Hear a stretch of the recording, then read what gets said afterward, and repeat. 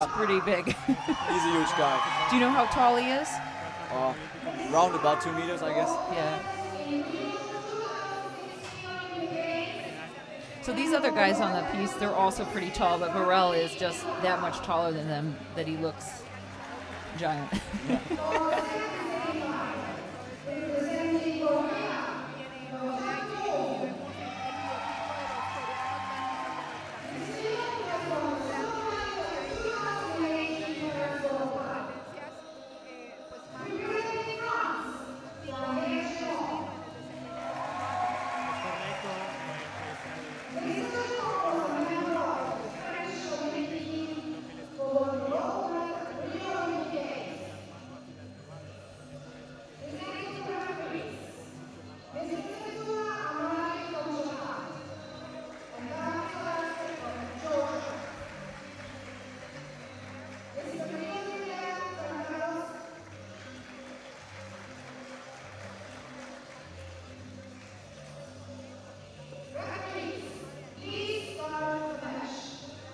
So I think that the Cali Columbia, the Cali FA Grand Prix here has been really great. The Colombians have done a really good job putting this on. Here there was an outdoor warm-up area, and inside it looks great. There's a great crowd in the stands watching fencing. It's always nice to see. Yeah, it's a great setup. Did you have fun fencing here? Yeah, I enjoyed it. Good. Good.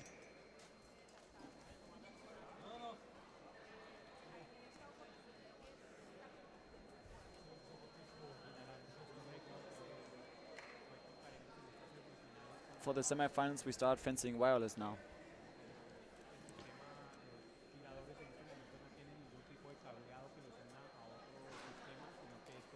We had some issues earlier with some of the pieces grounding out, but this is the final piece. We haven't used it yet, so should be great.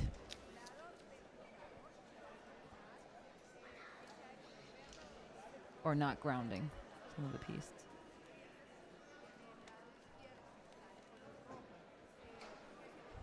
Is it accurate? Someone told me that Sang-Young Park is one of the fastest human beings. He's pretty fast. Feels like it, yes. He can hit the toe right off the line.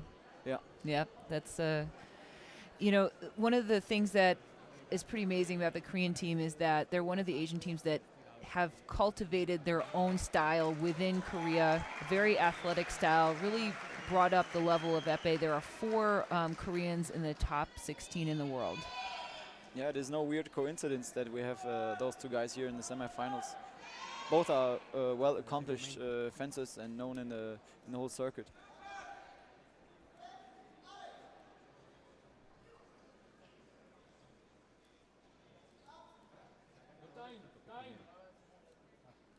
So we had to stop. The time didn't start. So we have to fix that.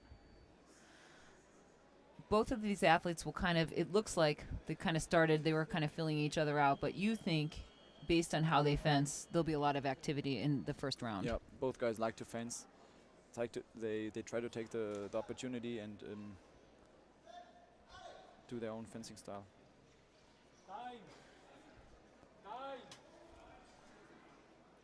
Seems we haven't gotten the time correct.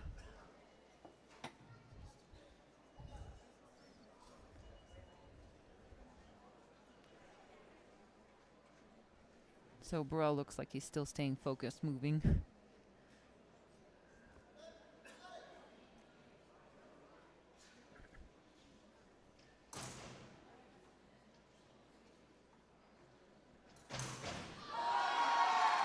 There we see the quickness of Park. Right. And this is also put onto the Olympic channel, and I think it's good to tell people that this is one of 3 weapons. This is epee. The whole body is target area. If 2 lights go off, both fencers get a touch, and obviously if their light goes off, that fencer gets a touch. And on the other hand, we see the famous and strong flash from BOREL.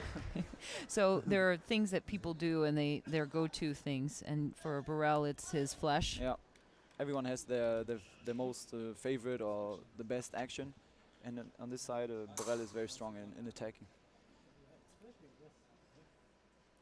we watched BOREL fence with Max Heinzer, and he pushed Max Heinzer of Switzerland down to his end, and Heinzer couldn't really find a way to deal with that. But it seems like Park can hold his own on his side of the piste. He's holding good against it. Those guys, they have fenced each other for quite some time, and they know each other. That's why it's going to be such an interesting match. Wow. That's amazing. I didn't even realize that BOREL, he didn't go off. So that was the second hit from Park. He didn't hit the first time. I think he just kept going. Yeah. He just pushed through.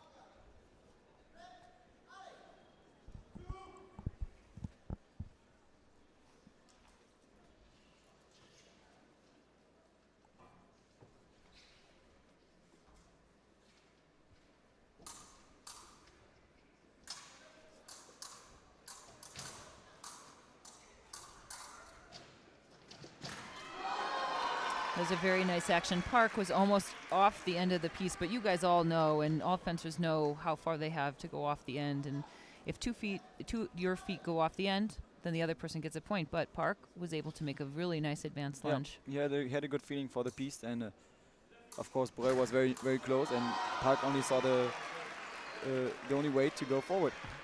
So part of it is the mastery of distance. Yannick BOREL, he's going to need a little bit of distance. He's big and tall, and he wants it to be the distance to be bigger, whereas Park probably wants the distance closer. Yeah, Park is quick enough to break the distance. He's so quick, he can flash like 2 meters very, very fast. So even if the distance is long, or he's able to get him.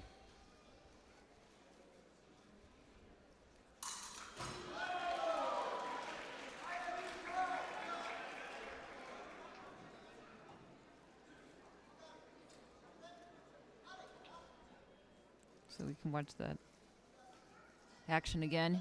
BOREL makes parry riposte to the chest.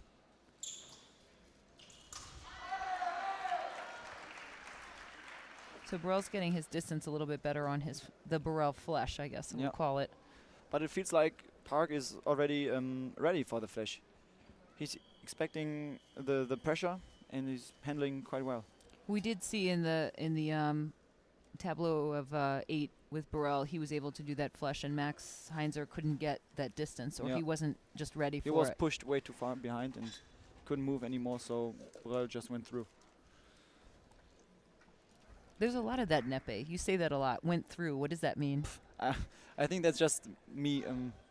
Your words? Yeah. Lucas Bellman words?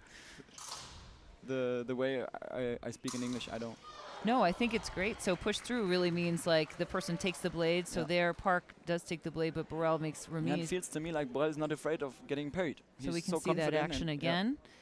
Yeah. Even if he beats the blade, he's fast enough to get on point. He can do a very quick remise, or just if the parry is weak, he can push against it. He has a strong arm.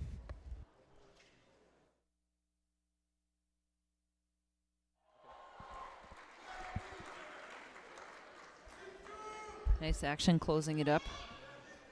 Like you said, both of these guys have fenced each other. They know each other well, so it's going to be a pretty close back and forth. Yeah. And they're both ready and focused to make the double touch. I think that's part of it, is making the double touch, is being ready. So here, Park comes right off the line, and BOREL makes the counterattack. Park now starts to flash again. Here we have another flash from Park. Good. One light this time.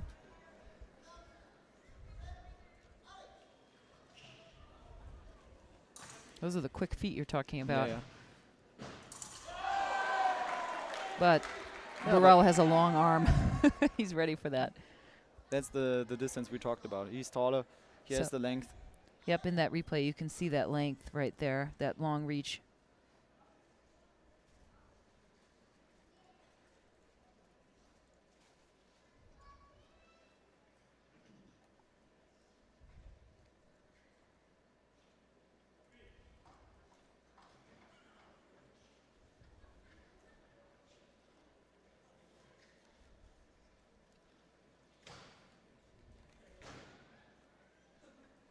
So with that, is he trying to draw an action from BOREL? Yeah, he's just looking what the reaction of BOREL is. Doing a short invitation, maybe catch him off guard. I think Park has some of the nicest advanced lunges and fastest advanced lunges I've seen. He's super athletic and also has a great technique.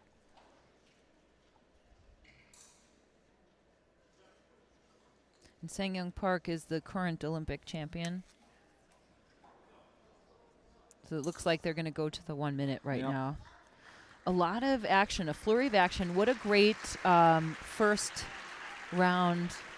period matchup in the semifinals here at the last Grand Prix of the season. So BOREL and Park have gone back to their coaches. What do you think that the French coach is telling BOREL right now? I felt like both fences, they were focused and wanted to dominate from the beginning off, and now they start. Okay, the match is very far now. They start thinking and taking some more moments, talking to the coach, and BOREL is also very, very confident. He knows how to hit one light. He's very strong in flash. I think BOREL is gonna keep on pushing and working for the right distance, and then just doing his typical flash. So he has to find the distance for that flash, and then but Park seems to be ready for that too. You know, in épée, there are reactions and then creating actions, and it seems like both of them are doing both. They're both creating actions, but ready to react as well. Park is so fast; he can change directions from forwards to backwards, up and down. He can duck very fast. If it's close, he can counter flash also.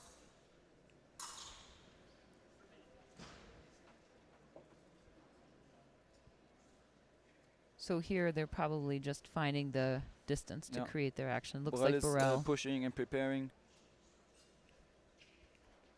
looking for the right moment. In épée, it's always the calculated risk.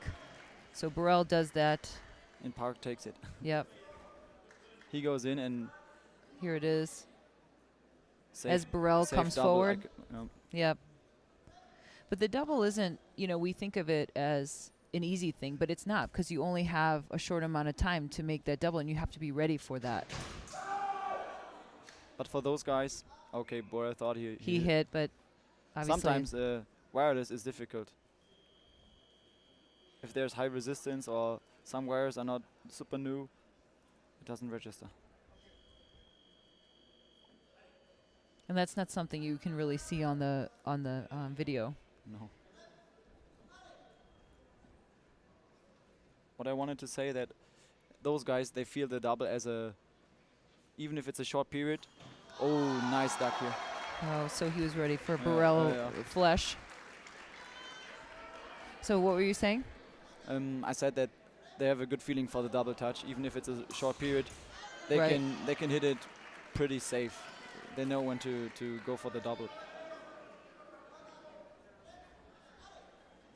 Now BOREL needs to do something different. Change it up. Oh, and there he did. Yeah, nice he was change. waiting for Park to step in when he stepped forward. He prepared with the blade, and it showed him, okay, I'm going to parry. But in the there end, it is. he just extended in the right tempo. And that parrier post.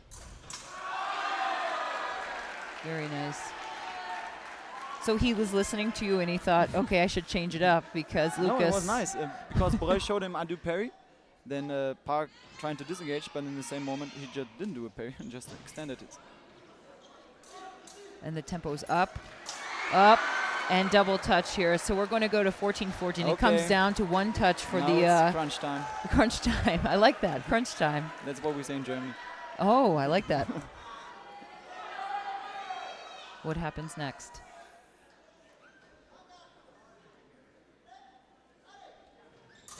Oh. Unbelievable. BOREL fenced amazing, so focused. Look at that smile. I love that. Yeah. I love it when athletes, you know, you just can feel it. He's feeling it. He is so happy right now. He fenced so well, and he changed it up, just like you were saying. So how did he change it up? Tell me a little bit from your perspective. Park started with an offensive duck. And there's that. And BOREL, he was ready for it. That's BOREL classic too, right? He locked down everything from below and just do a beat and extend his arm. So BOREL invited Park out, knew he was going to come forward that fast advance lunge, was ready for it, and made both pair fencers post. Did their decision before the match started, and BOREL had the right decision. So what an exciting match. It went 15-14. BOREL, very happy, huge smile from him. He's feeling the tempo, the distance, and he's in the zone, so to speak. The next matchup is Byung-Chen Jung, a young fencer. Lucas Bellman is with me. It's his cohort of his age. He's 109th in the world, and he is coming to his own here. He did beat Jin Soo Jung, his teammate, to make it to the semifinals.